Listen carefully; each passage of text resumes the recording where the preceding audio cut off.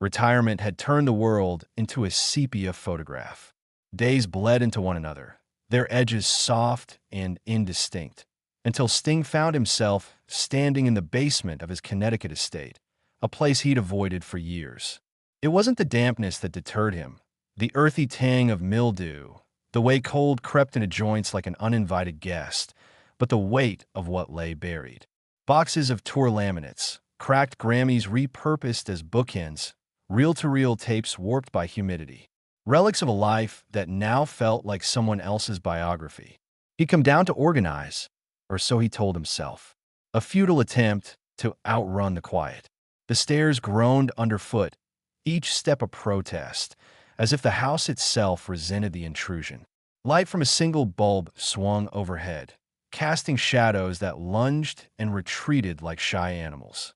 Near the back wall, behind a stack of Synchronicity tour posters curled into fossilized scrolls, a crate sat half-swallowed by dust.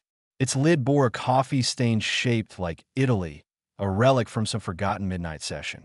Inside, cassettes slept in cracked plastic cases, their labels handwritten in inks faded to ghosts. One tape refused anonymity. MJ Demos 78, scrawled in a rushed, looping hand. The J trailed off, as though the writer had been yanked mid-letter.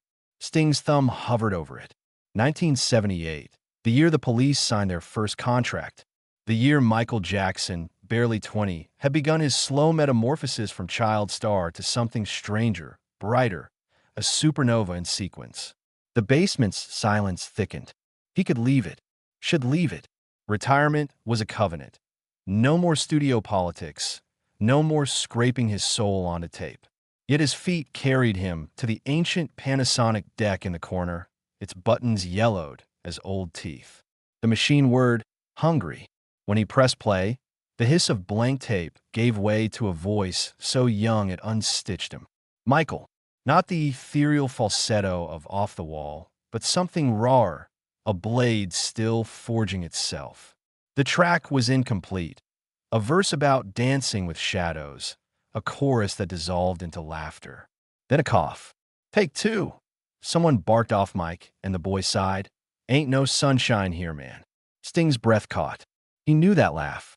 Knew the ache of being prodded into perfection before you'd learned your own edges. Memories surged unbidden. His father's hands, thick from milk crates, slamming the door on his first guitar. Music's for layabouts. The demos he'd recorded in '82 after a fight with Stewart, angry, half-drunk ballads he'd shoved under the bed.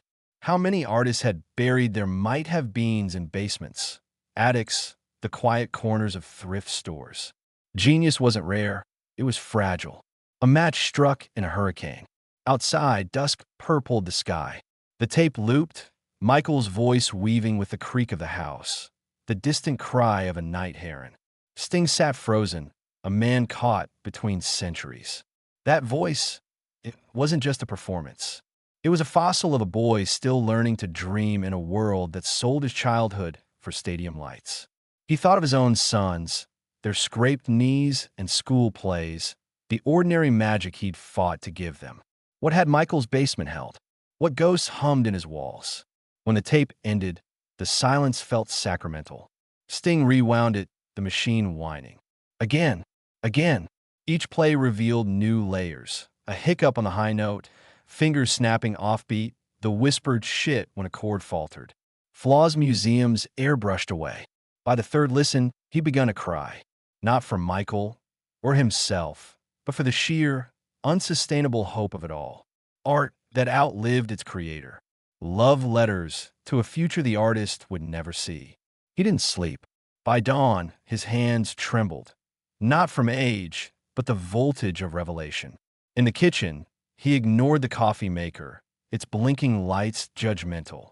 Instead, he spread the tape's brittle paperwork across the table. Studio logs, a copyright waiver and signed, a sticky note. Kids got pipes, but Quincy says too risky. File under future. The date, June 14th, 1978. 6 days before Destiny dropped. 6 days before the world began its hungry pivot toward Michael's orbit. A spider leg script in the corner, property of Larrabee Sound. Unauthorized replication prohibited. Sting traced the words. Larrabee had burned down in '89. Lawyers dissolved, masters lost. Which meant this tape, this moment of Michael Jackson unbound, was a fossil without a chain of custody. A voice resurrected, orphaned. The phone felt heavy. His agent's number glowed on the screen. One call, and the gears would churn, archivists, labels, vultures in suits. He imagined the headlines, the think pieces dissecting his motives. Sting exploits MJ's ghost for glory? Or worse, silence. The tape relegated to fan forums, its magic dissected into memes. But then he heard it, the laugh, the cough. The boy who'd sung to an empty studio, not knowing if anyone would ever care. Sting's fingers stilled. Decades ago, he'd written Russians, a plea against Cold War madness. His father had died, never understanding it. Now, staring at the tape, he recognized the same helpless urgency.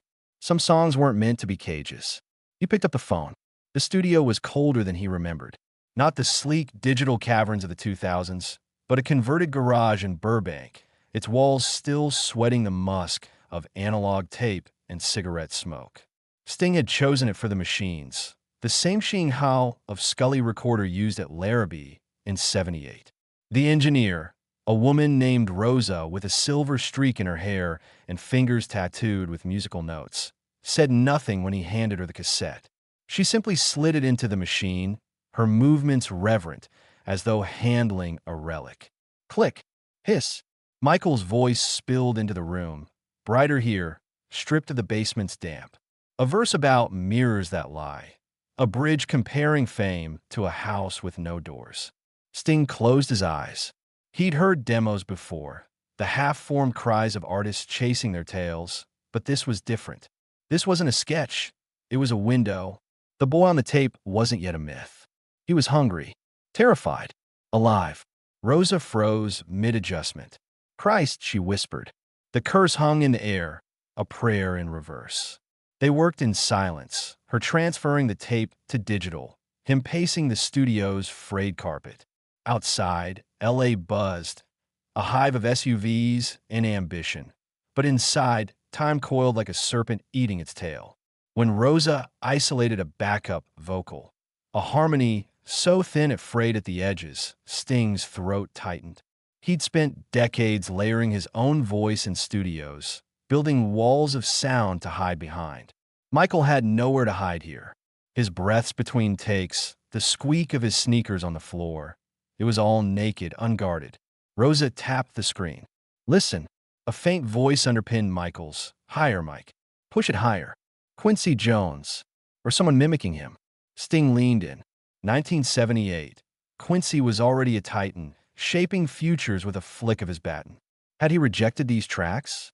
Forgotten them? Or buried them deliberately, like a gardener pruning a rose before it could bloom thorns? The answer came days later, in a nursing home smelling of antiseptic and unopened letters. Marvin Fletcher, 89, former Larrabee janitor, sat by a window, his hands knotted around a photo of the studio's staff picnic. Quincy didn't scrap it, he rasped. The kid did. Sting's pen hovered over his notebook. Outside, a mockingbird trilled, its melody stolen from car alarms. After sessions, MJ'd sit in the stairwell. Marvin continued. One night, I heard him crying. Said the songs felt like someone else's skin. Too dark, too grown. He wanted magic, not blood. The old man's eyes glazed. Next day, he told Quincy to erase the tapes. But Quincy, he never deleted nothing. Just box him up. Said maybe the kid had come back when he was ready. A cough rattled loose. Guess he never did. The words pooled in Sting's chest, heavy as mercury. He thought of his own abandoned demos, the songs he'd spiked for being too raw, too true. Art was a negotiation. You bartered pieces of yourself for the right to be heard. But Michael? He'd bartered his entire boyhood. Back in Connecticut, Sting played the digitized tracks on loop. The basement had become a shrine. Maps of Larrabee's floor plans pinned to walls. Timelines scribbled in red string. Sleep eluded him. When he shut his eyes, he saw Michael, 20 years old, pacing that studio, erasing his own shadow. One track haunted him most, a ballad called Paper Crown. The lyrics chronicled a king whose jewels were made of glass, whose subjects cheered as he cut his feet on the shards. Michael's voice cracked on the line, "I'm a child in a castle of echoes." The pain so visceral Sting had to sit. He'd written similar lines once, in a hotel room after a fight with Trudy. "Every stage is a funeral for someone I used to be." He deleted the verse, fearing it too self-indentured. Now he wondered, what became of the cells we discarded? Did they gather in basements, these ghostly drafts of us, waiting to be found? A week later, a package arrived. Inside, a Larrabee key card from '78 and a note from Marvin. Found it in my old locker. Maybe it's time. The card's magnetic strip was frayed, but Sting pressed it to his laptop anyway. A single file unlocked, security footage from June 14th, 1978. Grainy, soundless. There he was, Michael in a red bomber jacket, spinning in a chair, laughing at something Quincy said off camera. Then a shift. Quincy left. Michael's smile collapsed. He pulled a cassette from his pocket. The cassette, stared at it, and hurled it into a trash can. A janitor, Marvin, fished it out moments later, wiping coffee off the label. The timestamp blinked. 3:07 a.m. Sting zoomed in. The coffee stain, the one shaped like Italy, was fresh, glistening. Michael had thrown the tape away. Marvin saved it. History hinged on a janitor's instinct. He rewound the clip. Watched Michael's face fracture 100 times. The boy wasn't angry. He was ashamed. Of the music? Or the parts of himself it revealed. Sting thought of his father again, the way he'd scoffed at Roxanne, who'd write a love song to a whore. The demos under his bed had been his reply, songs too bruised to share. That night, he drove to Marvin's nursing home. The old man was asleep, mouth agape, a radio playing soft jazz. Sting left a thank you note and a first edition Bill Withers vinyl. In the parking lot, he called his lawyer. "We're doing it," he said, the wind stealing his words. "The family might sue," the lawyer warned. "Let them." A pause. "Why now?" Sting watched a moth batter itself against the streetlight. "Because he needed someone to hear this. Because I needed to." But he said nothing. Some truths were too fragile for daylight. The lawyers arrived like a winter storm, sharp-suited, bearing binders thick with precedents. They spread across Sting's oak dining table, their documents crisp and accusing, each page a landmine of legalese. Intellectual property, posthumous rights, moralofterstep. The tape sat between them, innocuous in its plastic case, its Italy-shaped stain now framed under glass like a relic. Rose's digitized files hummed on a laptop, Michael's voice a spectral third party to the negotiations. "The estate's position is predictable," said the lead attorney, a woman whose glasses reflected the room in twin funhouse mirrors. "They'll claim ownership, argue exploitation. But without a paper trail," she shrugged. "It's a ghost. And ghosts can't sue." Sting stared at the stain, the dried coffee that had once pooled over Michael's hurried label. A janitor's rescue. A boy's regret. He imagined Marvin's knotted hands fishing the tape from the trash, decades before it became a bargaining chip. The law saw only binaries: owned or orphaned, stolen or salvaged. It couldn't quantify the ache in Michael's laugh on Paper Crown, the way his voice frayed on Castle of Echoes, like fabric worn thin by relentless touching. He excused himself, stepped into the garden where autumn leaves crisped underfoot. The chill air carried the tang of wood smoke, a scent that conjured his father's shed, the one where he'd hidden his first guitar under burlap sacks.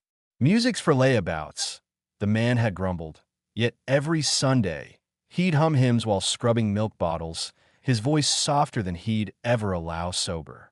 Sting had inherited that duality, the pragmatist who believed in magic, the artist who mistrusted his own sentiment.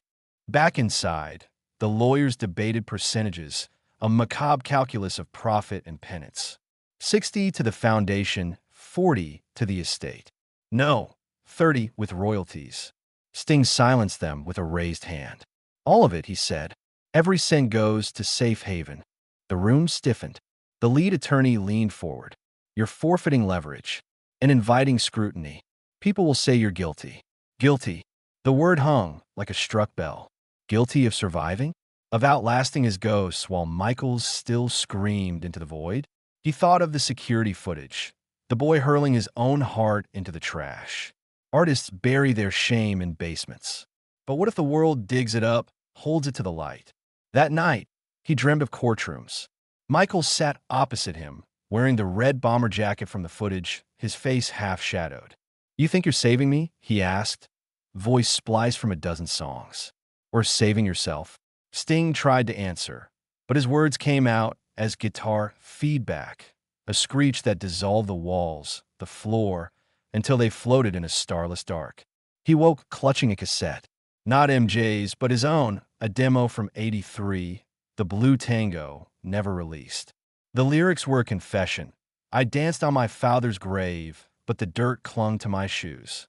He'd buried it, same as Michael. Same as every artist who'd ever feared their own reflection.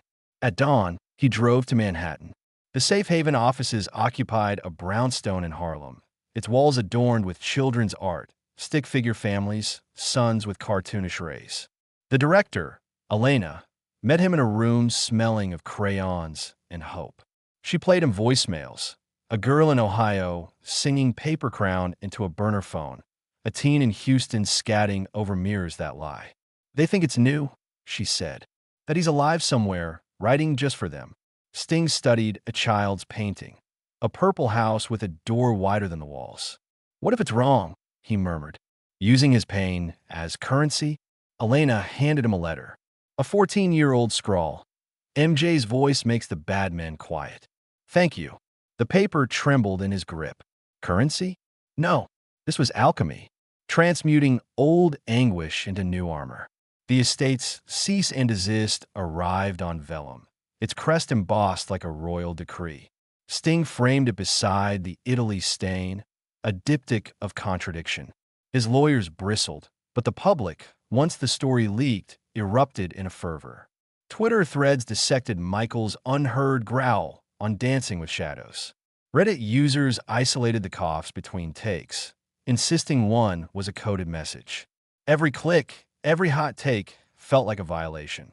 And yet, in a Brooklyn vinyl shop, he watched a teenager drop the needle on Paper Crown. The boy's eyes closed, head nodding to a rhythm Sting had once thought too fragile to survive. When the crackle of Michael's breath filled the room, the teen mouthed, "I'm a child in a castle of echoes," his own voice a reverent mimic. That night, Sting drafted the liner notes. Geniuses leave, but their voices remain. Not in the notes, in the silence between them. He signed it, then added a postscript. For Marvin, who believed in salvage. And for the janitors in us all. The lawyers called a risk. The label begged for something warmer. Sting refused. Let the world parse his motives. Let them gnaw on the bone of his guilt. The music was no longer his. It belonged to the girl in Ohio, the teen in Houston, the ones stitching their survival into its seams. When the album dropped at midnight, he sat in the basement, the tape spinning empty now, its contents set loose. Upstairs, Trudy hummed along to Mirrors That Lie while washing dishes. Her off-key melody wove with Michael's, a duet across decades. Sting pressed his palm to the concrete floor, cool and unyielding, and wondered if this was absolution or just another kind of burial. The album leaked at midnight, as all great myths do. Not through the planned PR crescendo of morning shows and influencer drops, but a grainy phone recording of Paper Crown played over a Detroit bus station's PA system. By dawn, it was a shard of glass in the world's shoe, inescapable, cutting deeper with every step. Sting learned of it through Trudy, who'd woken to their daughter's texts. Dad broke the internet. Again, he wandered the garden, dew soaking his slippers as the first headlines bloomed. Rolling Stone, MJ's Ghost Serenades a Fractured America. TMZ, Sting's cash grab or redemption arc? The air tasted of petrichor and impending storm. He pictured Michael's tapes spinning in the basement, its plastic shell now empty, the music loose and hungry. By noon, crowds gathered at Safe Haven's gates. Teens with boom boxes blaring Dancing with Shadows, old men in thriller jackets clutching roses. A girl, no older than 12, stood apart, her sign a collage of lyric snippets. I'm a child in a castle of echoes, woven into a crown of glitter. Sting watched from his study, the stained glass Italy on the wall, casting a fractured boot over his desk. A country he'd never visited, a voice he'd never known. The music defied categorization. Radio stations slotted it between Drake and Springsteen, algorithms flummoxed by its analog crackle. Critics called it a seance in stereo, but the truest review came from a Louisiana hospice nurse who emailed Safe Haven. Played mirrors that lie for a patient. He hadn't spoken in months. When the song ended, he whispered, "That's how it feels." Then asked for gum. Sting avoided interviews. Let the think piece poets dissect his motives. Instead, he haunted record stores, incognito in a moth-eaten Clash tee. In Chicago's Reckless Records, he found Resurrection, the label's title, not his, filed under soundtracks beside The Bodyguard. A clerk with a nose ring argued with a customer. It's not posthumous. It's premonitory. He's singing to who he'll become. The customer, a silver-haired vet, shook his head. Nah, he's singing to who he was. Sting bought both copies on a shelf. At Safe Haven's first gala, Elena projected videos of children scoring their survival to the album. A boy in Miami drumming shadows on soup cans. Twin sisters in Denver harmonizing Crown's Bridge, their pitch wobbly but fierce. The crowd, donors in black tie, survivors in hand-me-down blazers, wept without sound. Sting slipped outside, where the Hudson lapped at the pier. A security guard nodded, recognizing but not intruding. From his pocket, he pulled the Blue Tango demo, the one he'd dreamt of weeks prior. The lyrics mocked him, "I danced on my father's grave, but the dirt clung to my shoes." He'd buried the song, yes, but not the truth. Fathers leave, stains no foundation can scrub. A tugboat's horn lowed in the dark. He thought of Marvin, who died 3 days prior, clutching the Bill Withers vinyl. "You did good, rock star," the old man had rasped in their last call. Sting hadn't corrected him. The album's zenith came not at #1 on Billboard, but in a Tulsa Walmart. Sting, lost in a jet-lag fugue, heard Paper Crown piping through aisle 7.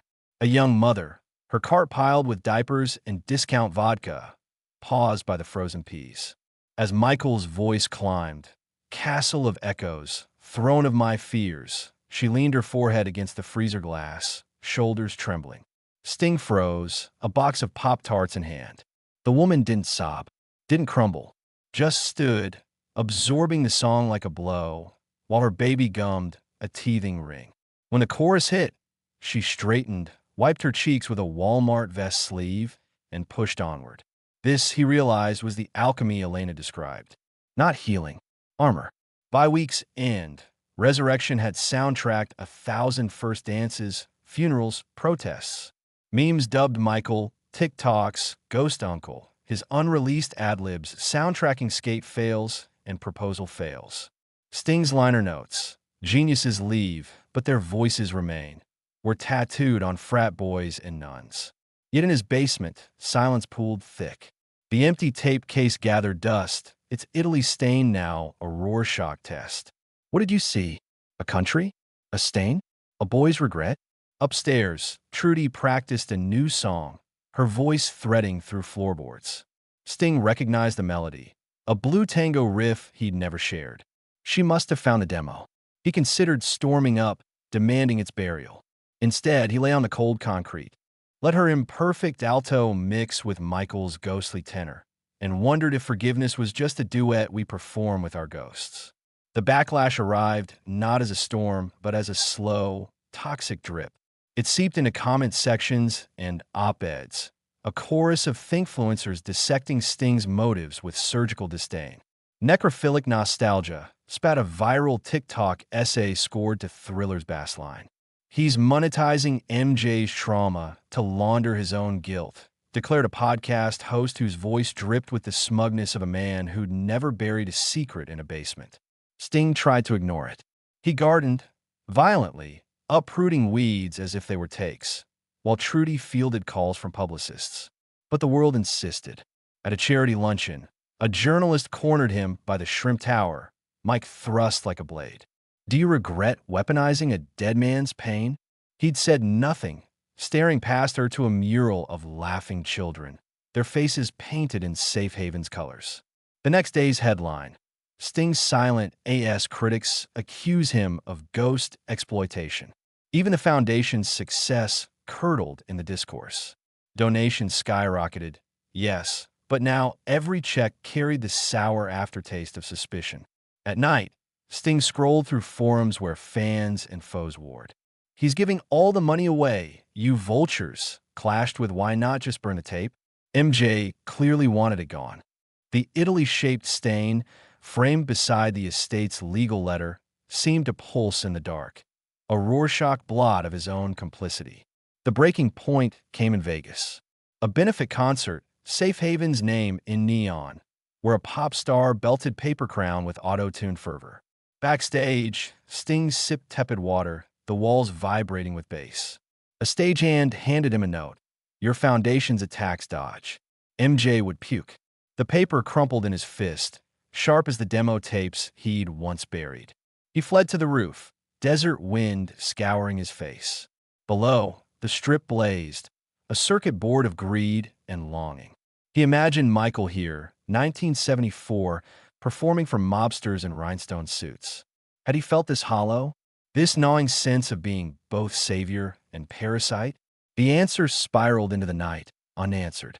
His phone buzzed. Elena, come to the office. Now.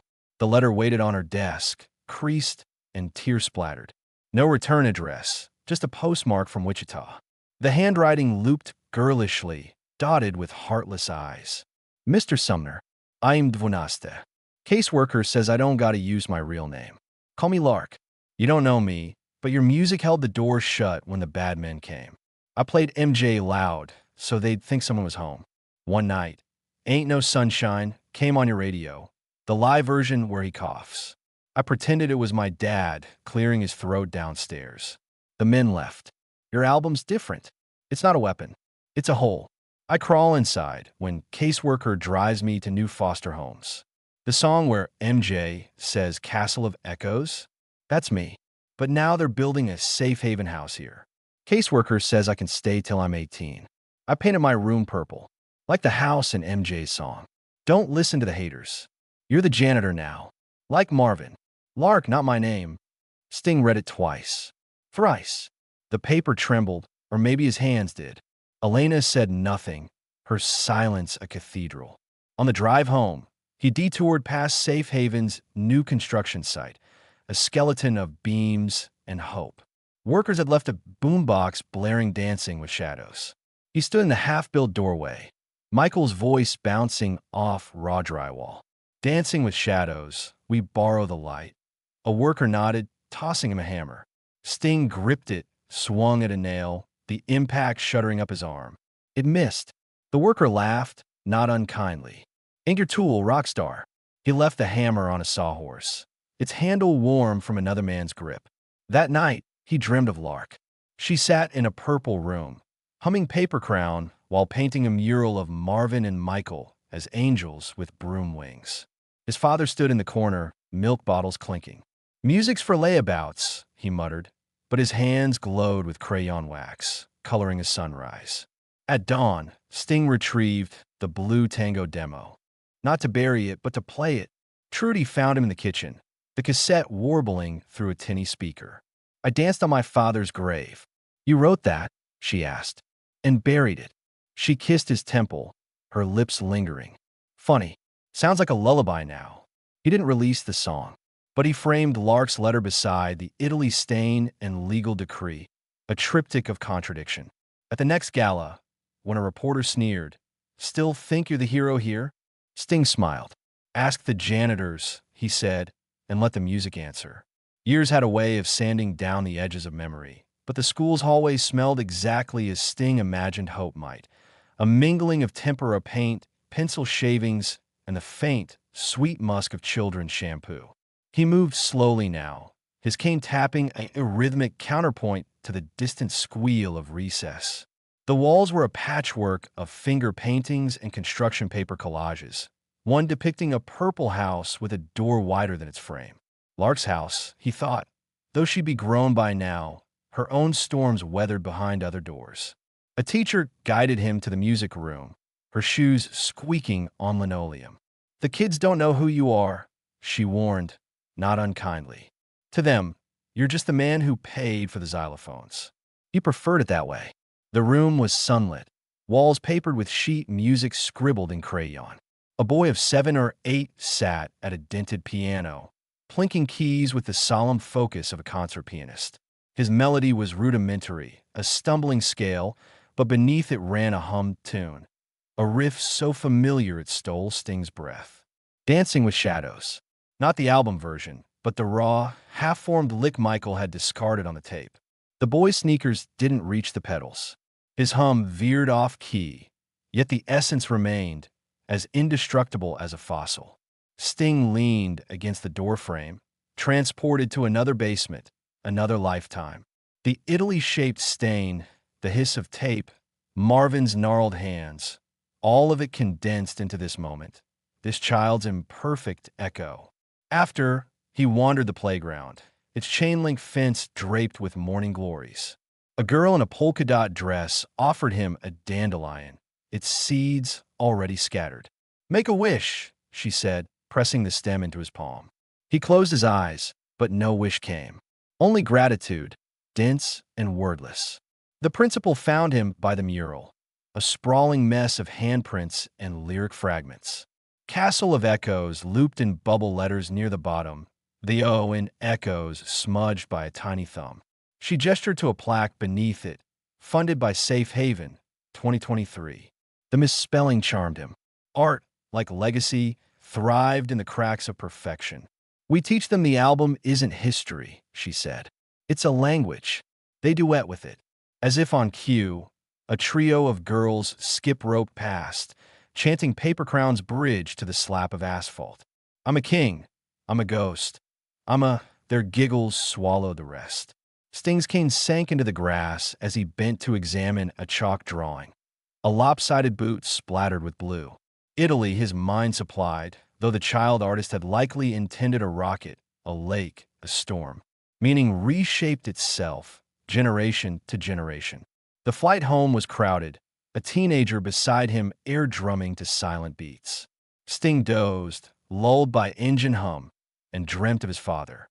They stood in the milky dawn of his childhood, bottles clinking in their wire crates. "Waste of time, that music," his father grumbled, but as he lifted a crate, his wedding band struck the glass. A clear, bright ping. The man froze, then hummed a note, matching the tone. For seconds, the world held its breath. Then he coughed, hefted the crate, and trudged on. But the note lingered, a vibration in the marrow. Over Connecticut, turbulence jolted him awake. The teen offered gum, unfazed. Sting declined, pressing his forehead to the window. Below, his estate was a speck in the quilt of autumn trees. He pictured the basement, the empty tape case, Trudy's piano gathering dust. What do we leave behind? Not the polished hits, but the demos. The laughter between takes. The way a stranger's hum in a schoolroom could resurrect a ghost. Stitch a new future from old thread. Home. He found Trudy in the garden, her hands buried in soil. She didn't turn. "You're late. The roses missed you." He sat beside her, dirt seeping into his slacks. The blue tango cassette lay rusting by the hydrangeas, its shell cracked open, tape spooling like a lizard's shed skin. She followed his gaze. The rain got it. By save a case. He touched the brittle plastic. The garden teemed with buried things, seeds, roots, the slow decay that fed new growth. Above them, power lines thrummed with 1,000 unheard songs. Somewhere, a child was humming.